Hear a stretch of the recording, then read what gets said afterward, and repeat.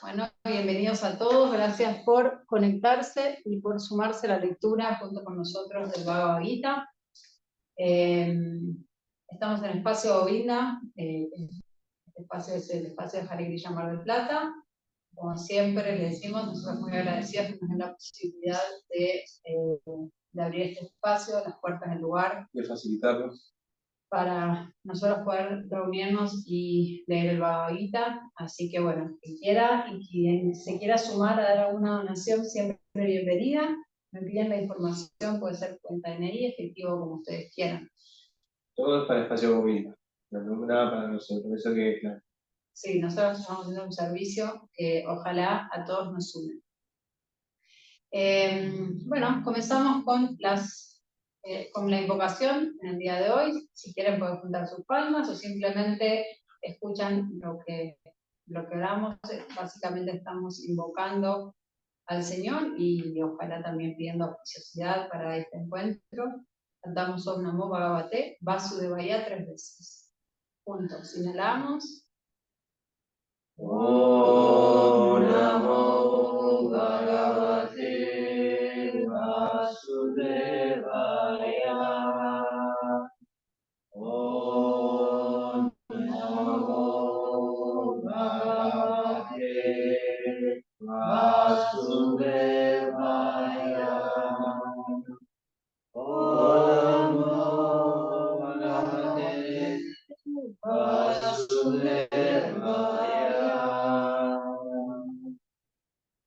Bueno. Muchas gracias a todos. Continuamos leyendo. Antes de empezar, habíamos llegado hasta el verso 41 la vez pasada. Estamos en el capítulo 2, para los que se unen hoy, capítulo 2, y empezamos hoy, nos tocaría ya el verso 42-43, pero vamos a leer desde el 39, porque en este es la parte donde empieza, ¿se acuerdan? La parte de Nishkama Karma Yoga o Bhuti Yoga. Entonces, para poder leer todo como la sección y tener como una idea general, vamos a leer los textos 39 y 40, solamente la traducción, o sea, solamente la parte que está en negritas, y después ya vamos al 42 y 43 con significado. Bueno. Significado por su divina gracia, Seva Bhaktivedanta Swami Srila Prabhupada aquí. Hasta aquí te he descrito este conocimiento a través del estudio analítico. Ahora escuche la explicación que voy a dar de ello en términos del trabajo que se realiza sin resultado intuitivo. Oh hijo de Prita, cuando actúes con esa clase de conocimiento podrás liberarte del cautiverio de la sombra.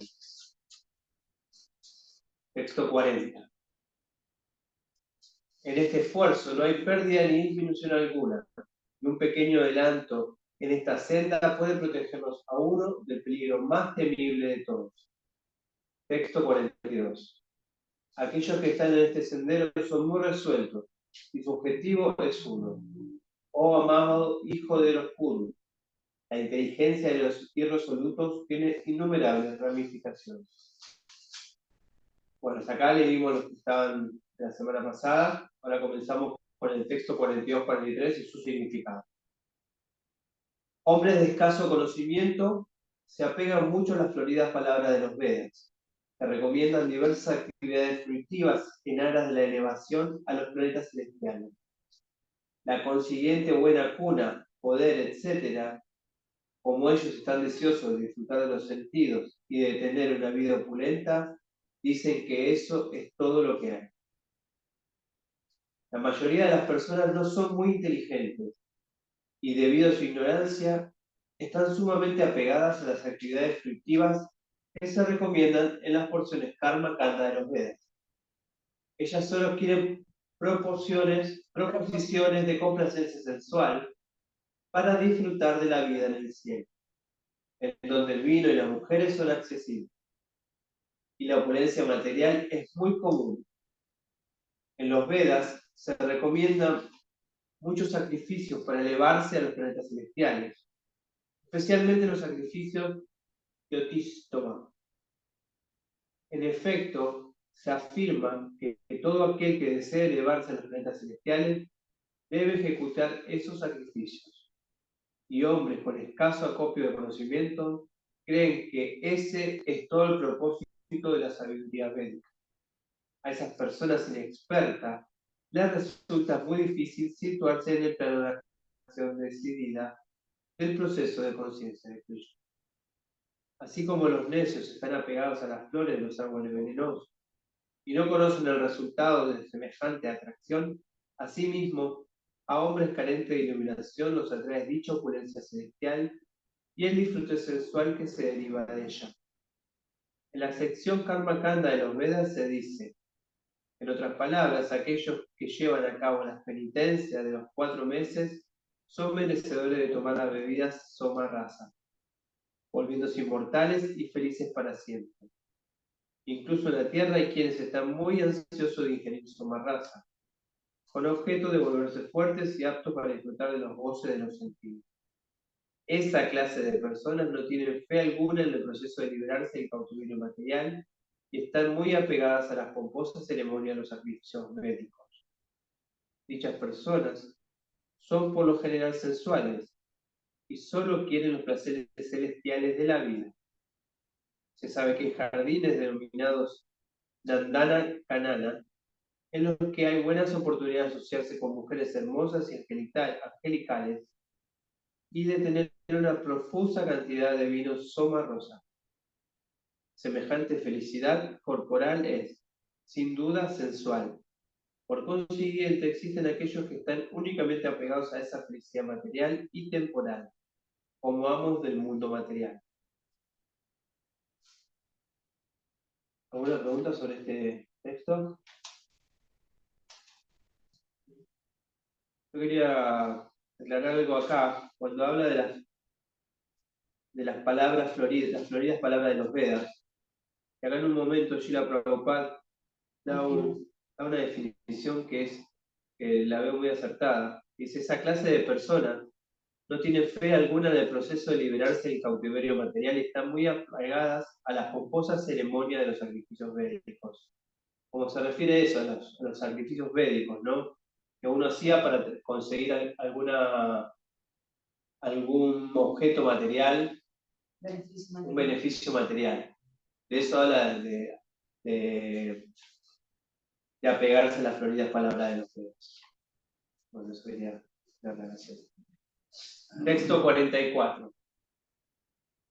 En la mente de aquellos que están demasiado apegados al goce de los sentidos y a la opulencia material, y que están confundidos por esas cosas, no se presenta la determinación resuelta de prestarle servicio devocional al Señor Supremo.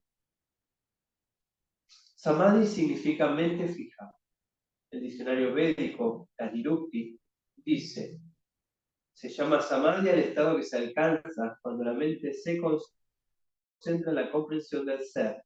El Samadhi nunca es posible para las personas que están interesadas en el disfrute material de los sentidos y confundidas por esas cosas temporales. Ellos están más o menos condenados por el proceso de la energía material. Y acá lo que quería aclarar para aquellos que han estudiado yoga, están los ocho limbs, me sale en inglés. Claro, los 8 pasos del yoga, ¿no? Y está el último es Samadhi, ¿no? Está Yaman y Yama. Claro, Yaman y Yama son los primeros. Entonces, Pranayamas, Asana Pranayama, bueno, etcétera, Pratyahara, bueno, vienen todos, y el último, Dharana, Dhyana, y el último es Samadhi. Y es este mismo concepto, ¿no?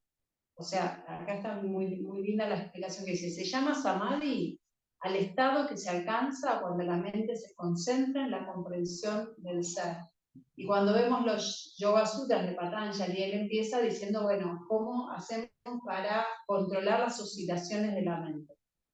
Y de ahí es a donde se busca llegar, ¿no? O sea, el Samadhi, que es la meta última dentro del sistema óptuple del yoga, es Samadhi. Sin embargo, a veces en los samadhis, digamos, hay diferencias. ¿Por qué? Porque hay estados de conciencia diferentes y porque hay objetivos diferentes, ¿no? Entonces, también quería aclararlo eso porque a veces la misma palabra puede ser utilizada de diferentes maneras. Eso pasa mucho en el sánscrito igual también. La misma palabra es usada por muchas situaciones, por muchas veces. Texto 45. Los Vedas tratan principalmente de las tres modalidades de la naturaleza material. Oh Arjuna, vuélvete trascendental a todas ellas.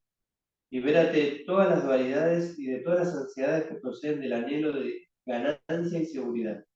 Y establecete en el ser. ¿Se acuerdan cuáles eran las tres modalidades de la naturaleza material? Las tres unas, exactamente, que son ¿Qué son? Sattva, Rajas y Tamas. Bondad, Pasión. e ignorancia. ¿Tenemos un segundito? Sí. Entonces, acá está diciendo eso. ¿Listo? ¿Seguimos? Sí. Todas las actividades materiales entrañan acciones y reacciones influenciadas por las tres modalidades de la naturaleza material. Dichas actividades tienen por objeto la obtención de resultados fruitivos, que son la causa del cautiverio en el mundo material. Los Vedas se ocupan principalmente en las actividades fruitivas, a fin de elevar al público de modo paulatino desde el campo de la complacencia de los sentidos hasta una posición en el plano trascendental. A Arjuna, en su carácter de alumno y amigo del Señor Krishna, se le aconseja que se eleve a la posición trascendental de la filosofía Vedanta, en la que al comienzo hay Brahma Jignasa, o preguntas acerca de la trascendencia suprema. Todas las entidades vivientes que se encuentran en el mundo material están luchando muy arduamente por la existencia. Después de la creación del mundo material, el Señor dio la sabiduría védica para ellas, aconsejando cómo vivir y deshacerse del enredo material. Cuando las actividades para el goce de los sentidos se terminan, en otras palabras, cuando se termina el capítulo Karma Kanda, entonces en la forma de los Upanishads se ofrece la oportunidad de lograr la comprensión espiritual, siendo los Upanishads parte de diferentes Vedas, de la misma manera que en el Bhagavad Gita es una parte del quinto Veda, es decir, el Mahabharata. Los Upanishads marcan el comienzo de la vida trascendental. Mientras exista el cuerpo material, habrá acciones y reacciones producto de las modalidades materiales. Uno tiene que aprender a ser tolerante frente a esas dualidades tales como la felicidad y la aflicción, el frío y el calor. Y mediante el hecho de tolerar dichas dualidades, uno debe liberarse de las angustias que se derivan de la pérdida y la ganancia. Esa posición trascendental se alcanza en el estado de plena conciencia de Krishna, cuando uno depende por completo de la buena voluntad de Krishna. Texto 46. Todos los propósitos que cumple un pequeño pozo puede cumplirlo de inmediato un gran depósito de agua. De igual modo, todos los propósitos de los Vedas pueden ser cumplidos por aquel que conoce el propósito que hay detrás de ellos. Significado. Perdón, ahí justo en el 45 hay, no, 46, pero este ejemplo del pozo es porque, bueno, más que específicamente es porque en India, por ejemplo, se usaba, si había un pozo chico de agua, se usaba uno para lavar la ropa, otro para lavar las verduras, el otro para bañarse. Entonces se usa esa analogía porque, claro, cuando tenés un río que corre el agua y limpia todo el tiempo, se usa para todos los propósitos. Eso es un poquito, por eso la analogía, la explicación de la analogía es esa. Los rituales y sacrificios que se mencionan en la edición Karma Kanda de la literatura védica tienen por objeto fomentar el desarrollo gradual de la autorrealización. Y la finalidad de la autorrealización se expresa claramente en el capítulo 15 del Bhagavad Gita. El propósito del estudio de los Vedas es de conocer al Señor Krishna, la causa primordial de todo.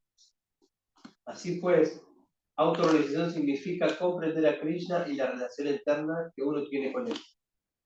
La relación que las entidades vivientes tienen con Krishna también se menciona en el capítulo 15 del Bhagavad Gita. Las entidades vivientes son partes integrales de Krishna.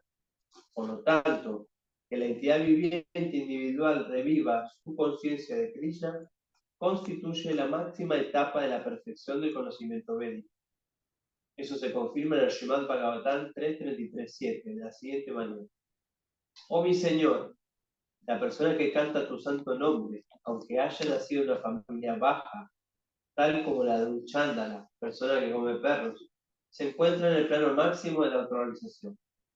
Una persona tal debe de haber realizado toda clase de penitencias y sacrificios conforme a los rituales védicos, y debe de haber estudiado las escrituras védicas muchísimas veces, después de bañarse en todos los lugares sagrados de peregrinaje.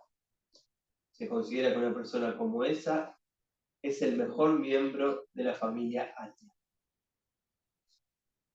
Así que uno debe ser lo suficientemente inteligente como para no entender la finalidad de los Vedas, sin estar apegado únicamente a los rituales, y no debe desear ser elevado a los reinos celestiales en busca de una complacencia sensual de mejor calidad.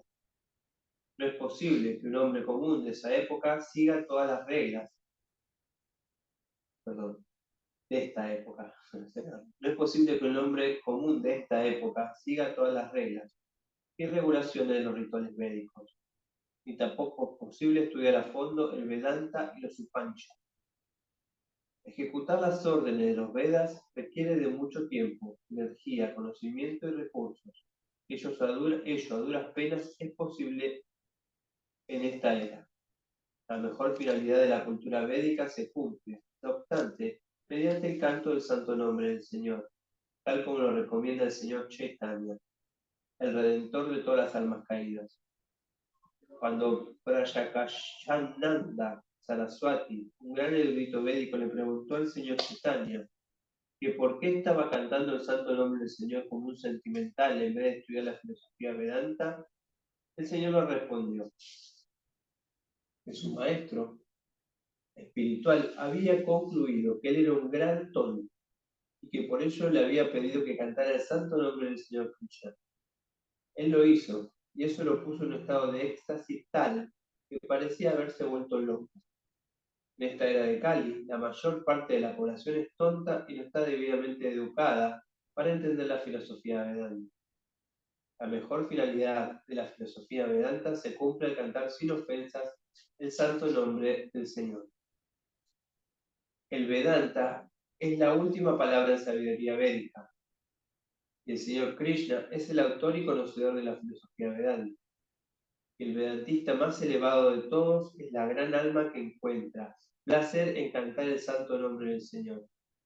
Ese es el fin último de todo el misticismo védico. Acá hay algo muy interesante que habla de que el fin es cantar sin ofensas, ¿no? No solo cantar, sino que ya pasar a otro estadio, que es cantar el santo nombre de Dios sin ofensas. Las ofensas del canto nombre son 10. Ahora no me las recuerdo todas, pero una es cantar de forma distraída, una es cantar... Blasfemar contra los devotos. Blasfemar contra los devotos. O sea, hablar mal de personas santas, o devotos mismos. Blasfemar contra las escrituras védicas. Bueno, son 10 distintas, pero habla de eso, ¿no? De ir purificando nuestro canto del santo nombre. Blasfemar sería así como no creer, no, o sea, lo que están diciendo no creerlo o cuestionarlo. Sí, eso sería también es una, sí. Desobedecer las órdenes del maestro espiritual, considerar los nombres de los semidioses tales como Shiva o Brahma, como si fuesen iguales o superiores a los nombres del Señor, Vishnu o Krishna. Darle una interpretación, digamos, para nuestra propia conveniencia a las escrituras. O sea, que uno agarra un verso y lo acomoda para que su vida encaje ahí. Claro, para que quiera decir lo que en realidad yo quiero comunicar, o lo sacamos de contexto, un comentario de Srila Prabhupada. Todas esas son ofensas. Darle alguna interpretación al santo nombre del Señor, o sea, interpretarlo de manera caprichosa, como dicen algunos, ¿no? considerar que el canto del santo nombre como una de las actividades ritualísticas que se ofrecen en los Vedas. O sea, justamente esto que estábamos hablando, ¿no? El canto del santo nombre, el señor Chaitanya dice, no está dentro del Karma Kanda, no es que yo porque soy Kshatriya o Brahmana o yo tengo que cantar el santo nombre.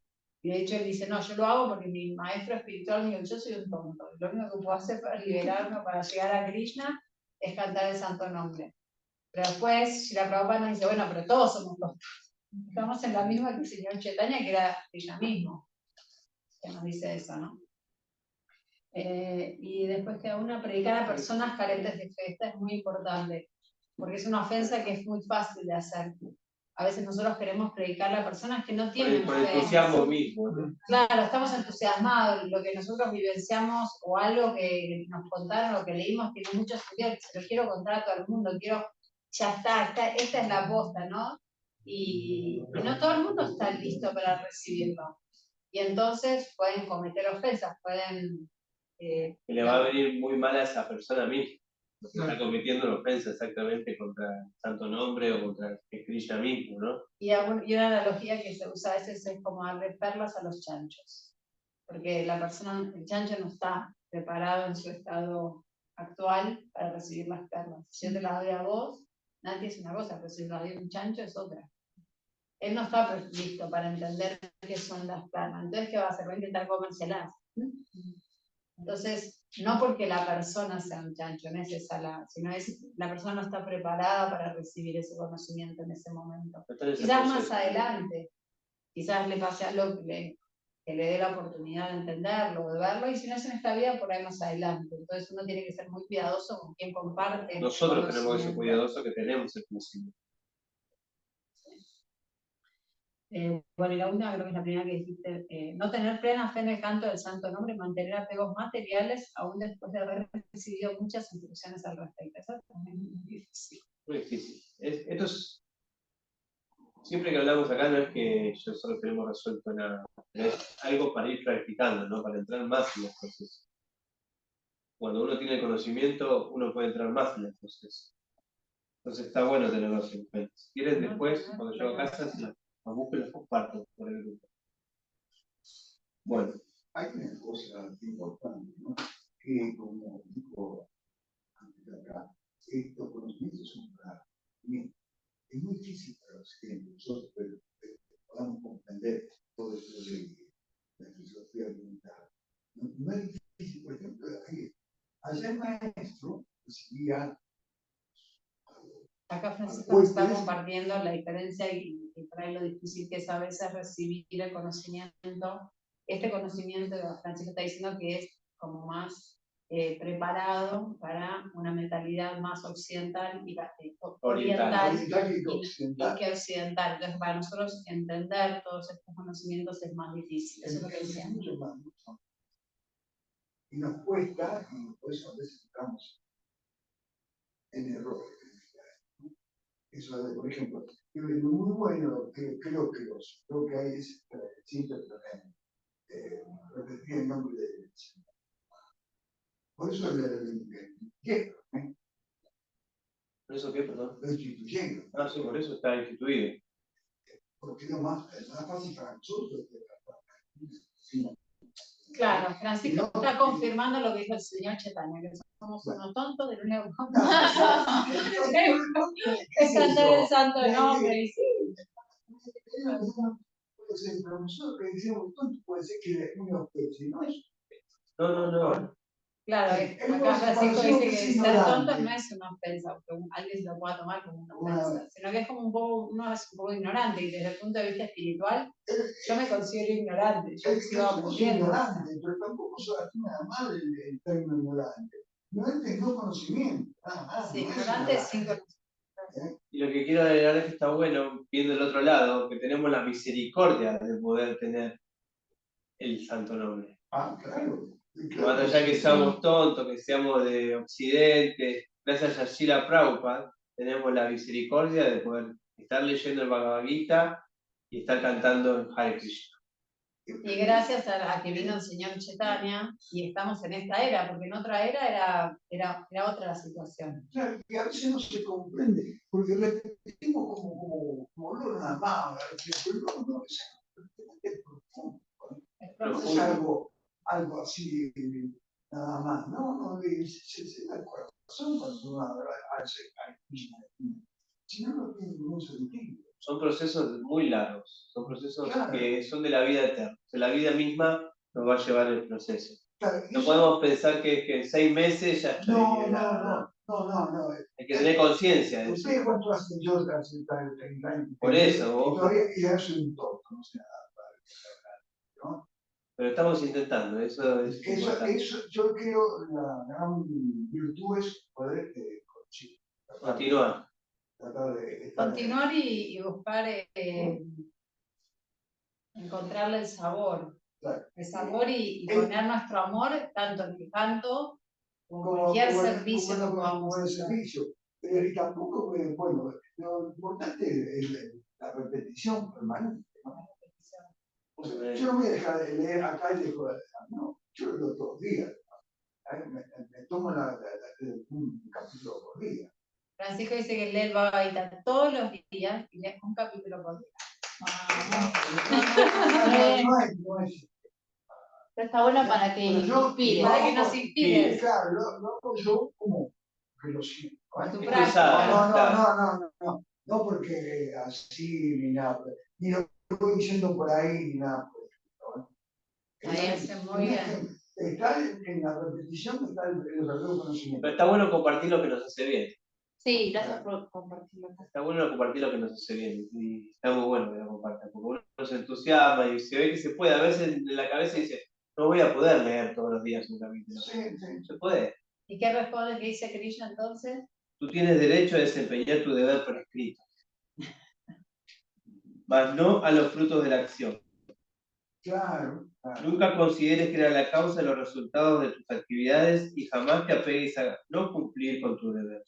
Este verso a mí me resuena con muchas cosas, pero hay una en particular que quería contarles, porque dice, nunca consideres, o sea, primero nos dice, tú tienes derecho a desempeñar tu deber prescrito, o sea, algo sencillo para decir, sos hijo, cumplir con el cuidado de tu madre cuando se envejece, o ser una buena hija, ¿no? Ser un buen padre.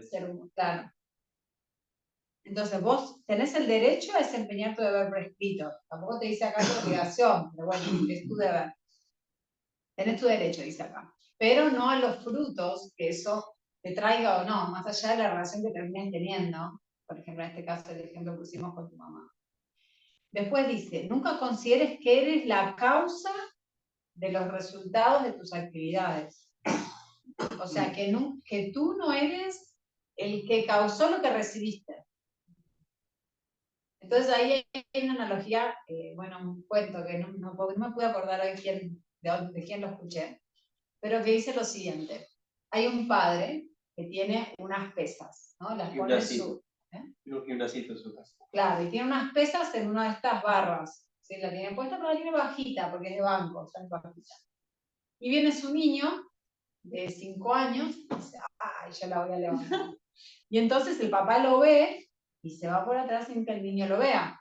Entonces el niño agarra y dice, yo la voy a levantar. Y el papá la toma de los costados sin que lo vea y levanta la pesa. El papá lo ayuda, bien, hijo, bueno. Entonces, de ahí la pregunta es, ¿quién levantó la pesa?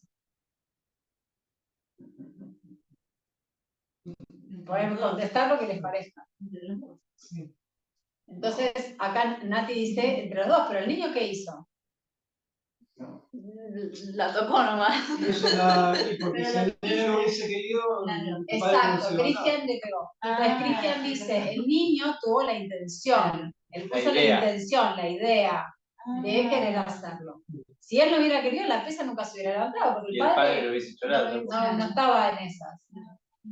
Entonces el niño primero, después el padre, porque fue, como dijo Nati, el que efectivamente la levantó físicamente, que hizo la fuerza y la levantó, se hizo la acción. Y hay una tercera persona involucrada. la providencia, como dicen a veces, o Dios mismo. Porque si Él no quiere, nada ocurre. Nada. O sea, decimos, no, bueno, pero el padre tenía fuerza, si era su pesa, lo hubiera levantado. Sí, pero si en ese momento le da un calambre en el brazo, no la puede levantar. O si Dios quería que el padre no esté ahí, y el niño no lo levantaba tampoco. Entonces, Claro, nada ocurría. nada Porque el niño ocurría. hubiera tenido la intención. El rey se podía levantar, el padre no hubiese estado. Entonces siempre tenemos, a mí esto siempre me quedó grabado, porque yo siempre pensé, claro, a mí me va bien el trabajo, porque yo me esfuerzo, voy a horario, trabajo horas extras, todo es resultado de mi esfuerzo, de lo que yo hago. Y claro, lo que yo no tenía era conciencia de que no es así, porque yo me podría haber enfermado, a mi jefa le podría haber caído mal y me echaba, o sea, mil cosas. O que yo no podría haber pasado. faltar y cumplirme lo que ella y ganar lo mismo y que me vaya igual. Claro. Entonces, en realidad no era el resultado de solo mi esfuerzo. Hay un montón de cosas que son externas a nosotros, entre ellas la providencia, en este caso que estábamos hablando, y por eso justo dice esta frase: nunca consideres que eres la causa de los resultados de tus actividades. Vos las haces, pero después lo que pasa no es solamente el resultado de tu esfuerzo. Claro, como dijeron, como dijo Jean, si el niño no hubiera tenido la intención, nada más hubiera ocurrido. O sea que nosotros tenemos estamos involucrados de alguna manera. Tenemos algo que ver. Pero no es porque el niño quiso que se levantó la pesa. Solamente. ¿No? Entonces eso a mí me quedó siempre en la cabeza.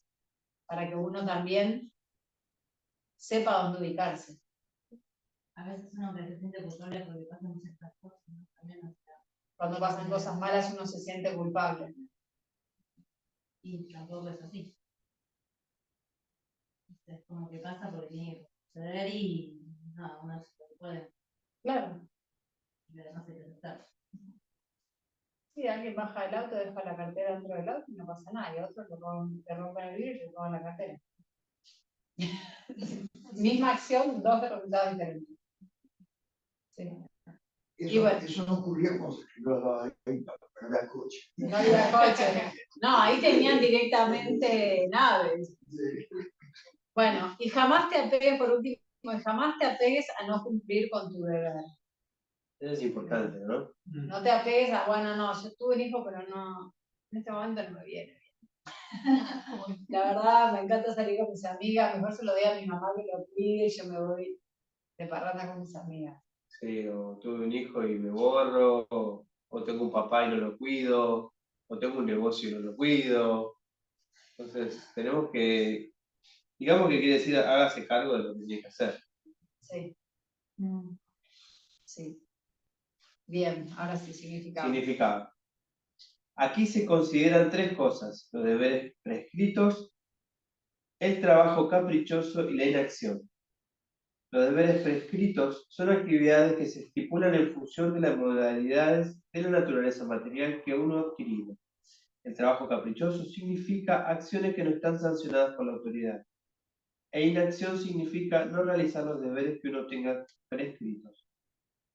El Señor le aconseja a Arjuna que no se vuelva inactivo, sino que más bien cumpla con su deber prescrito, sin estar apegado al resultado de él. Aquel que está apegado al resultado de su trabajo es también la causa de la acción, y por ende disfruta o sufre del resultado de dichas acciones. En lo que se refiere a los deberes prescritos, estos pueden agruparse en tres subdivisiones, a saber, el trabajo rutinario, el trabajo de emergencias y las actividades deseadas. El trabajo rutinario, que se ejecuta como una obligación en función de los mandamientos de las escrituras y sin desear los resultados, es acción en el plano de la modalidad de la bondad. El trabajo con resultados conduce al cautiverio. Por consiguiente, esa clase de trabajo no es propicio. Cada cual tiene su derecho específico en relación con los deberes prescritos, pero debe actuar sin apego a resultados. Esa clase de deberes obligatorios, desinteresados, nos llevan a uno, indudablemente, al sendero de la liberación. Por lo tanto, el Señor le aconsejó a Arjuna que peleara como una cuestión de deber, sin apego al resultado. Su no participación en la batalla sería otro aspecto del apego. Semejante apego jamás lo lleva a uno al sendero de la salvación. Cualquier apego, bien sea positivo o negativo, conduce al cautiverio. La inacción es pecaminosa. En consecuencia, pelear como una cuestión de deber era para Arjuna el único camino propicio hacia la salvación. Acá hay algo muy lindo, ¿no? Que dice, porque interesante, que dice como que el apego al resultado te lleva al cautiverio de la vida, ¿no? Porque lo decía en el capítulo anterior también, o en el mismo a ver. ¿En el verso? No, en el significado. Acá. Bueno, perdón. Bueno, que uno lo apega a los resultados, ¿no? Porque uno está haciendo las cosas por un resultado, entonces se va a pegar.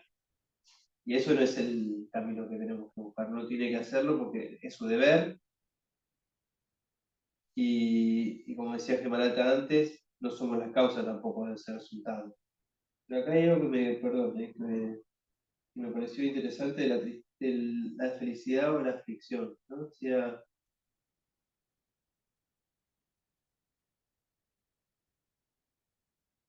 cualquier apego, bien sea positivo o negativo, conduce al cautiverio. Eso. Bueno, continuemos, disculpen. 48. Desempeña tu deber de un modo equilibrado. Oh Arjuna, abandonando todo apego al éxito o fracaso. Acá venía, ya la había leído hoy, me quedó ahí. Ahí ya la había leído hoy. Esa clase de ecuanimidad se denomina yoga. O sea, el que está situado en yoga no lo afecta ni el fracaso ni el éxito. O sea, él actúa sin estar apegado a ganar o perder. Actúa. Krishna le dice a Arjuna que debe actuar en el plano del yoga. ¿Y qué es el yoga? Yoga significa concentrar la mente en el Supremo mediante el control de los sentidos, los cuales siempre están perturbando. ¿Y quién es el Supremo? El Supremo es el Señor. Y como él mismo le está diciendo a Arjuna que pelee. Arjuna no tiene nada que ver con los resultados de la pelea. La ganancia o la victoria son asuntos de Krishna. Arjuna simplemente se le aconseja que actúa según los dictados de Krishna. Seguir los dictados de Krishna es verdadero yoga. Y eso se practica en el proceso denominado conciencia de Krishna. Únicamente mediante el proceso de conciencia de Krishna puede uno renunciar al sentido de propiedad. Uno tiene que convertirse en el sirviente de Krishna o en el sirviente del sirviente de Krishna. Esa es la manera correcta de desempeñar el deber con conciencia de Krishna, que es lo único que puede ayudarlo a uno a actuar en el plano del yoga. Arjuna, que es un kshatriya y como tal forma parte de la instrucción Varnashram Dharma, en el Vishnu Purana se dice que toda la meta del Varnashram Dharma es satisfacer a Vishnu. Nadie debe satisfacerse a sí mismo, como es la regla en el mundo material, sino que uno debe satisfacer a Krishna. Así que, a menos que uno satisfaga a Krishna, no puede observar debidamente los principios del Varnashram Dharma. Indirectamente, a Arjuna se le aconsejó que actuara tal como Krishna le había indicado. Bueno, acá estaba lo que quería decir, está bien explicado, así que no hace falta. Está bueno eso. Desempeña tu deber de modo equilibrado. ¿Qué significa eso sin apegarte al resultado? Es interesante cómo lo presenta. Bueno. Sí, estaba mirando también la traducción, que era ecuanimidad también, ¿no? Ecuanimidad. Como ese tipo de equilibrio. ¿Sí? Claro, eso se denomina ecuanimidad. Sí. Y Varnashram Dharma era seleccionar, te lo pregunté la vez anterior. Sanatana Dharma también sí, Es lo mismo, ¿no? Sí. Ahí, listo, gracias. 49. Oh Dandayana, mediante el servicio devocional, mantén muy lejos todas las actividades abominables y en este estado de conciencia entrégate al Señor. Aquellos que quieren disfrutar de los frutos de su trabajo son avaros. Aquel que de hecho ha llegado a entender su posición constitucional del servidor eterno del Señor, abandona todas las ocupaciones con excepción del trabajo en estado de conciencia de Krishna. Como ya se explicó, Buddhi Yoga significa el trascendental servicio amoroso que se le presta al Señor. esa clase de servicio devocional constituye la forma correcta en que debe actuar la entidad viviente. Únicamente los avaros desean gozar del fruto de su propio trabajo, solo para enredarse más en el cautiverio material. Acá está un poco lo que decía. Con la excepción del trabajo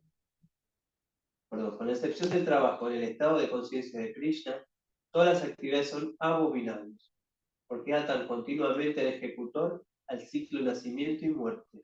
Y acá lo que está diciendo un poquito, perdón, es cuando no lo hacemos en estado de yoga, como habíamos dicho, ¿no? Como sin apegarnos a los resultados. No tenemos. Lo que cuando dice acá nos ata este ciclo de nacimientos y muertes, es que seguimos generando karma.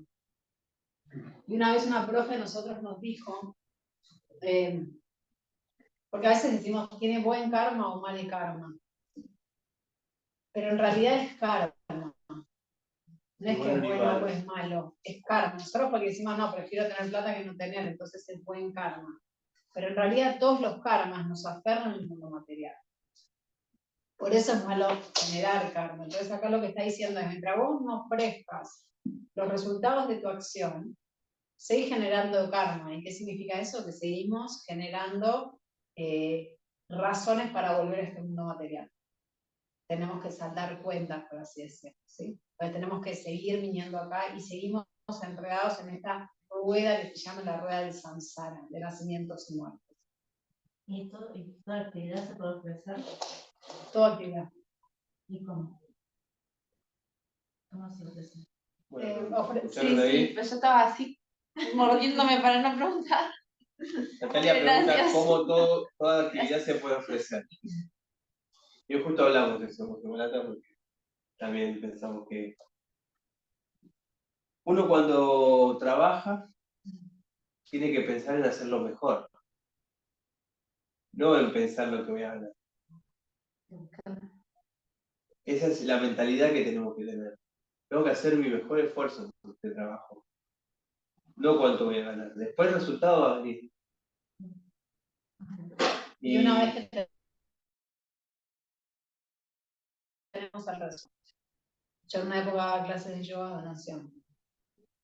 Y yo doy mis clases, lo que siempre, de hecho mi intención en todas mis clases de yoga es dar lo mejor que pueda para ayudar a esta persona, ¿no? Esa es como mi intención. Hacer lo mejor que pueda para que esta persona, para darle lo mejor. Y las donaciones que me daban, yo ni miraba cuando me daban, y las ponía en mi altar. Por ejemplo, esa es una forma, se la digo, práctica, ¿no? Sí. Entonces uno puede pensarlo de esa manera, uno puede... Yo que soy cocinero, por ejemplo, cocino, y es para Krishna, que encima va a ser el primero que va a probar. Entonces yo trato de hacer lo mejor. Y en este caso, y todo, no pienso en ninguna ganancia ni nada, porque estoy pensando en alimentar a Krishna, es para mí, es como alimentar a mi familia o más. Es más. Pero es ese sentimiento, ¿no? De no estoy esperando nada, ni que me diga que es rico. Quiero que le guste, obviamente, pero no estoy esperando ni que me diga nada. Estoy tratando de hacer lo más rico posible, lo que más le guste, pienso en lo que le gusta. A Krishna le gusta el ghee, entonces voy a cocinar con ghee en vez de aceite de oliva. Por ahí a mí me gusta más el aceite de oliva, pero yo sé que a Krishna le gusta más el ghee, entonces trato de cocinar con ghee, por ejemplo. Entonces uno, digamos, cada acción que hace se la ofrece al Señor. Y una forma también que se hace mucho en yoga, cuando uno va a dar una clase, es, porque en realidad cuando uno está, de hecho nosotros acá mismo, cuando yo hago una Bhagavate, yo lo que trato de invocar es Krishna, usarme como canal. Porque yo no sé nada, como me dijo Francisco, que hace 30 años está en la conciencia de Krishna, yo no sé nada. No, yo no sé nada, diría yo. Entonces, ¿por qué? Porque en realidad nosotros somos canales de comunicación. ¿Sí? Nosotros ahora podemos tratar de compartir, pero a veces me ocurren ideas que no sé ni de dónde vienen, o sea, que las transmiten. Entonces, a veces uno también puede dedicar así, bueno, Krishna claro, uno lo puede decir, por ejemplo, cuando hace el OM antes de una clase de yoga, decir, Señor, haceme tu canal de comunicación, permitime servir a estas personas. De otra manera también, nosotros trabajamos recibimos nuestro sueldo, o lo que sea. Y bueno, ese sueldo podemos o dar donaciones, o invertir nuestro tiempo en venir a los programas, en ayudar a difundir más la conciencia de En Krishna. armar un altar, Y en ser comprar también, flores para el altar, comprar ofrecerle flores. a Krishna. Por ejemplo, lo que uno pueda, no quiere decir que nadie está obligado a nada, ¿eh? Eso que quede bien En claro. regalar libros, por ejemplo. Regalar libros, Sacrificio de esta ceremonia, o lo que están haciendo ustedes. Sí, lo que estamos haciendo nosotros también, sí. pero Arjuna, su ofrenda es saber que él está liderando y manejando este espacio que te requiere un montón de tiempo, energía. Esa es su ofrenda. pero cada uno no tiene que, como dice antes la Bhagavad Gita, tiene que hacer su propio deber, ¿no? Entonces, y su ofrenda, lo que pueda, va a ser atada a su propia persona. No quieran hacer la ofrenda de otro. ¿Okay? Si quieren ayudar a otro, para que nosotros ayudamos a Arjuna para que esto sea vaya más arriba, buenísimo. Pero cada uno tiene que tener claridad a lo que puede dar, hasta dónde puede dar, cuál es su dharma. Tiene que estar bien consciente de eso. Y bueno, así que. Y también una cosa más, es muy importante para nosotros, para la conciencia de Krishna, nuestro ejemplo de vida. Eso es muy importante, es una gran ofrenda para Krishna. Que nosotros seamos personas Que vivamos lo que decimos. Es muy importante eso. Una vez un maestro me dijo, sean buenos. Maestro, no pretendamos que vamos a tener un samadhi, pero sí que seamos buenos. A través de eso,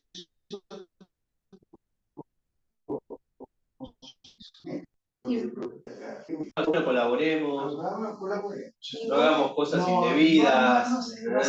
No ser mal, simplemente no ser mal. Ser bueno, pues no hacer. Estamos representando a Krishna, a Srila Prabhupada, a los maestros. Tenemos que tener esa conciencia. Y eso es una buena ofrenda. Y además también Krishna mismo es un buen ejemplo para los demás. En algunas, hace poco lo leí, que él no hace otras cosas que no sean para ejemplar, no cambia el mundo por más que pudiera. Ay, no está mal, No, está bien. Como que él mismo es un ejemplo, al menos en este. Arjuna. Claro. Lo leí la vida de Prabhupada ahí. Nosotros somos Arjuna. Claro, nosotros somos Arjuna. Krishna es Dios. Sí, pero Krishna cuando está personificado es Krishna, por ahí entendí todo mal, ¿no? Pero no es, está bueno que presentes no, tus dudas. él no actúa como una re persona, cosa sin transgredir ninguna ley natural, por ejemplo, siendo que Krishna y lo podría hacer, que es Dios, para dar un buen ejemplo. Sí, eso es verdad. Eso es verdad lo que dice. Krishna es el Auriga de Arjuna. Y está ahí para hacer un papel y darnos el ejemplo de cómo tiene que actuar una persona en la situación que está Arjuna. Como que no se entromete. Y no usa sus superpoderes para matar a todo el otro plano. Claro, él cumple su deber por más que pueda. Pero tenemos que ser cuidadosos en saber que igual Krishna es diferente. Por ejemplo, cuando era niño hacía travesuras. Pero él sabía que era él, o sea, Sí. a ver, él de bebé mató a un demonio. Vale. Entonces vos decís, bueno, sí, es una persona, pero no cualquier persona mata a un demonio teniendo menos de 5 años. Como para... Sí, aparte ahora que lo decís también, el Era ejemplo Dios. de Krishna es distinto al que vos estabas mencionando. El que está mencionando el verso es el ejemplo de Arjuna, Claro. porque es distinto. Él lo vamos a ver entendiendo más adelante ese tema, está. Porque Krishna dice que también cumple con su dharma, aunque no está sujeto al dharma. Lo dice Krishna, creo que es en el capítulo 3. Ya lo vamos a ver más puntualmente y lo vamos a poder hablar. Igual está bien porque me quedó claro que es el ejemplo de Arjuna. Nosotros tenemos que tomar el aprendizaje que nos está dando Krishna. Bueno, continuemos. ¿Por cuál vamos ahora? 49. 49, ¿el significado o el verso? Estoy hablando del No, por el significado. El significado tocaba bien. Con la El primer excepción- significado, acá. El significado. Aquel que de hecho ha llegado a entender su posición constitucional de servidor eterno del Señor, abandona todas las ocupaciones con excepción del trabajo en estado de conciencia de Krishna. Como se explicó, Buddhi Yoga significa el trascendental servicio amoroso que se le presta al Señor. Esa clase de servicio devocional constituye la forma correcta en que debe actuar la entidad viviente. Únicamente los avaros desean gozar del fruto de su propio trabajo, solo para enredarse más en el cautiverio material. Con la excepción del trabajo en estado de conciencia de Krishna, todas las actividades son abominables, porque atan continuamente al ejecutor del ciclo del nacimiento y la muerte. Por lo tanto, uno jamás debe desear ser la causa del trabajo. Todo debe hacerse con conciencia de Krishna, para la satisfacción de Krishna, Los avaros no saben cómo utilizar los bienes y riquezas que adquieren por buena fortuna o por ardua labor. Uno debe emplear todas las energías para trabajar con conciencia de Krishna, y eso va a hacer que la vida de uno sea un éxito. Al igual que los avaros, las personas desafortunadas no emplean en el servicio del Señor su energía humana. 50. Incluso en esta vida, el hombre que está dedicado al servicio devocional se libra tanto de las reacciones buenas como de las malas. Por consiguiente, esfuérzate por el yoga, que es el arte de todo trabajo. Desde tiempo inmemorial, cada entidad viviente ha acumulado las diversas reacciones de su trabajo bueno y de su trabajo malo. Debido a ello, la entidad viviente siempre se mantiene ignorante de su verdadera posición constitucional. La ignorancia se puede disipar con la instrucción del Bhagavad Gita, que le enseña a uno a entregarse al Señor Sri Krishna en todos los aspectos y a dejar de ser una víctima de la cadena de acción y reacción, nacimiento tras nacimiento. Así pues, Arjuna se le aconseja que actúa con conciencia de Krishna, el proceso purificador de la acción resultante. 51. Por dedicarse de ese modo a prestarle servicio devocional al Señor, grandes sabios o devotos se liberan de los resultados del trabajo en el mundo material. De esa manera, quedan libres del ciclo del nacimiento y la muerte, y alcanzan el estado que se encuentra más allá de todos los sufrimientos, al ir de vuelta a Dios. Significado. Las entidades vivientes, liberadas, pertenecen a ese lugar en el que no hay sufrimiento material. El Bhagavatam 10, 14, 58 dice: aquel que ha aceptado el bote de los pies del otro del Señor, quien es el refugio de la manifestación cósmica y quien es famoso como Mukunda o el que otorga Mukti, el océano del mundo material es como el agua contenida en la huella de un ternero. Dicha persona tiene por meta Parampadam o Vaikunta, el lugar en el que no hay sufrimientos materiales y no el lugar en que la vida tiene peligros a cada paso. Debido a la ignorancia, uno no sabe que este mundo material es un lugar desolador en el que hay peligros a cada paso. Solo por ignorancia, personas poco inteligentes tratan de acomodarse a la situación por medio de las actividades fruitivas, creyendo que las acciones resultantes los harán felices. Ellos no saben que ninguna clase de cuerpo material de ninguna parte del universo puede proporcionar una vida sin sufrimiento. Los sufrimientos de la vida, es decir, el nacimiento, la muerte, la vejez y las enfermedades, se hallan presentes en todas partes del mundo material.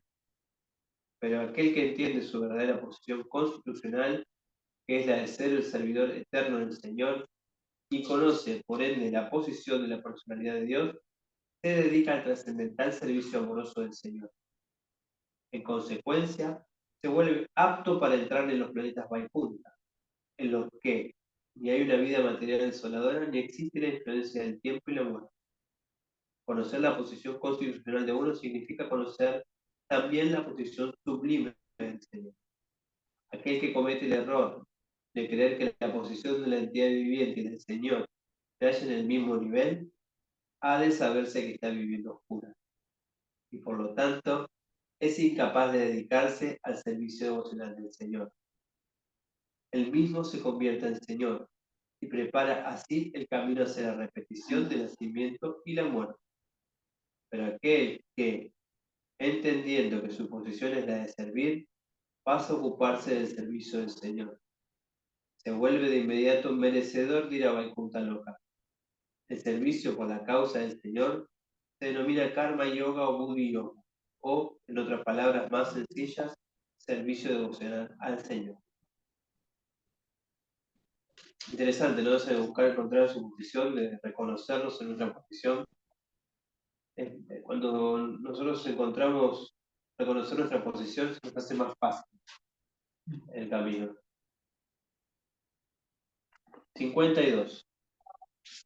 Cuando tu inteligencia haya salido del espeso bosque de la ilusión, te volverás indiferente a todo lo que se ha oído y a todo lo que se habrá de oírse. En la vida de los grandes devotos del Señor existen muchos buenos ejemplos de personas que se volvieron indiferentes a los rituales de los Vedas, por el simple hecho de prestarle servicio devocional al Señor. Cuando una persona verdaderamente entiende a Krishna y la relación que tiene con Krishna de un modo natural, se vuelve totalmente indiferente a los rituales de las actividades fruitivas. Aunque se trata de un brahmana experimentado, Srimad Devendra Puri, un gran devoto y acharya de la línea de los devotos, dice: Oh mis oraciones 3 veces al día, todas las glorias a ustedes. Oh mi baño ritual, te ofrezco mis reverencias. Oh semidioses, oh antepasados, por favor excúseme por mi incapacidad para ofrecerles mi respeto. Ahora, donde quiera que me siento, puedo recordar al gran descendiente de la dinastía Yadu, Krishna, el enemigo de Kansa, y con ello puede liberarme de todo cautiverio pecaminoso. Creo que eso es suficiente para mí. Los ritos y rituales védicos son imprescindibles para los neófitos. Abarcan toda clase de oraciones 3 veces al día, darse un baño temprano por la mañana, ofrecer los respetos a los antepasados, etc. Pero cuando uno se halla plenamente en estado de conciencia de Krishna y dedicado al amoroso servicio trascendental de él, se vuelve indiferente a todos esos principios regulativos, porque ya ha logrado la perfección. Si uno ha llegado al plano del entendimiento en virtud del servicio al Supremo, Señor Krishna, deja de tener que ejecutar las diferentes tipos de penitencias y sacrificios que se recomiendan en las escrituras reveladas. Y en cambio, si uno no ha entendido que la finalidad de los Vedas es la de llegar a Krishna y simplemente se dedica a los rituales, entonces está desperdiciando tu tiempo inútilmente en esas ocupaciones. Las personas con conciencia de Krishna trascienden el límite del Chata Brahma o el ámbito de los Vedas y los Upanishads. Si tienen un tiempito, terminamos con este último verso, el 53, así cerramos como la sección. 53. Cuando tu mente ya no se perturbe con el florido lenguaje de los Vedas y cuando permanezca fija en el trance de la actualización, habrá llegado entonces a la conciencia divina. Decir que uno se halla en estado de samadhi es decir que uno ha llegado al estado de plena conciencia de Krishna. En otras palabras, aquel que se halla en el estado de pleno samadhi ha llegado a comprender por entero a Brahman, Paramatma y Bhagavan. La máxima perfección de la autorrealización consiste en entender que uno es eternamente el servidor de Krishna y que la única ocupación de uno es la de desempeñar sus deberes con conciencia de Krishna. Una persona consciente de Krishna o un devoto tenaz del Señor no debe dejarse perturbar por el lenguaje florido de los Vedas, ni debe dedicarse a las actividades fruitivas para ser promovido al reino celestial.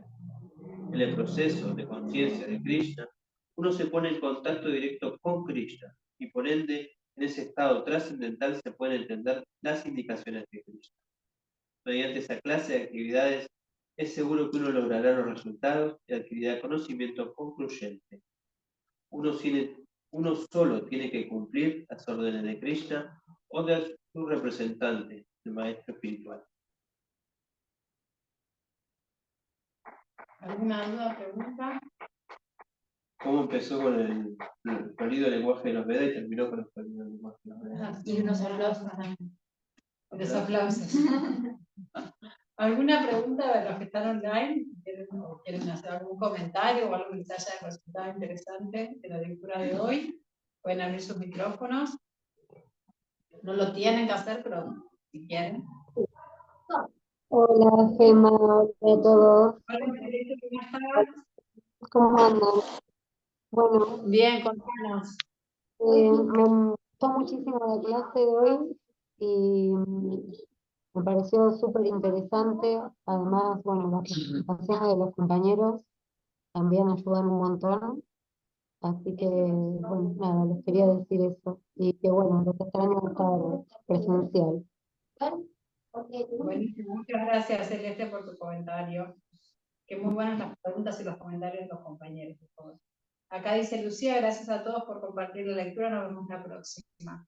Lavid, ¿querés aportar algo? No sé si te veo ahí conectado, si querés aportar algo, bienvenido. Agradecer nada más, muchísimas gracias, la verdad que estuvo muy las preguntas de los compañeros, así que muy lindo. Por ahora, nada que comentar, Bueno, muy bien explicado. Gracias. muchas gracias. Bueno, entonces nos vemos la próxima. Gracias a todos por conectarse. Terminamos entonces la sección hasta el 2:53. Arrancamos con el 54, la próxima clase.